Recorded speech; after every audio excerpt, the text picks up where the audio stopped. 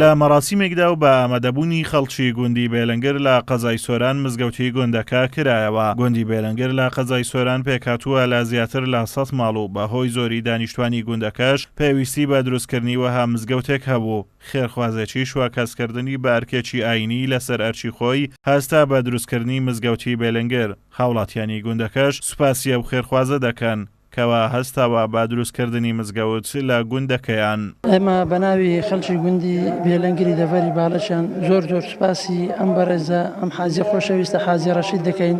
بەڕاستی کە ئەرچی گرتنە ئەستۆی مزگەوتی بێلەنگر دووبارەکە بنیاتی نایەوە. بەڕاستی ئێمە زۆر پێویستیمان بەو مزگەوتە بوو. خۆی لە خۆیدا ئێمە ساحیبی مزگەوتێکی بچووکی خراپبووی چەند دەرز و کلێنێکی تێدا بوو. بەڕاستی ئێستا کە هەڵساوە بە دروستکردنی ئەو مزگەوتە هەرچەندی بەڵێ سوپاسی ئەەکەین. ئێمە بەناوی خەرچی گوندی بێلەنگر بە خێرات بینێ و تەلەڤیزیۆنەی دەکەین. زۆر سپاسی کاک حاجی ڕەشید دەکەین.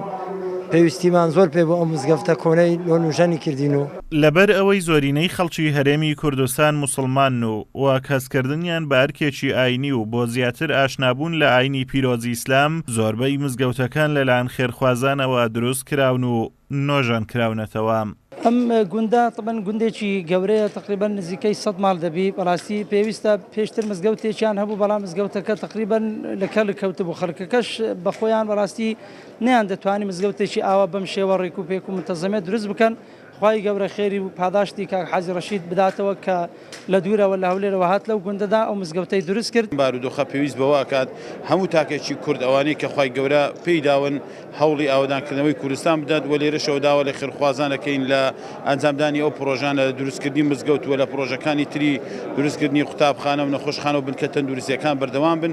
مزگەوت شوێنی ئارامبوونەوەی دڵەکان و شوێنی پەیوەندی بەستن لەگەڵ خوای پەروەردگارە و شوێنی پەروەردە و پێگەیاندنی تاکێکی دڵسۆز و بەوەفان بۆ خاک و نیشتیمان و دوور لە گەندەڵی.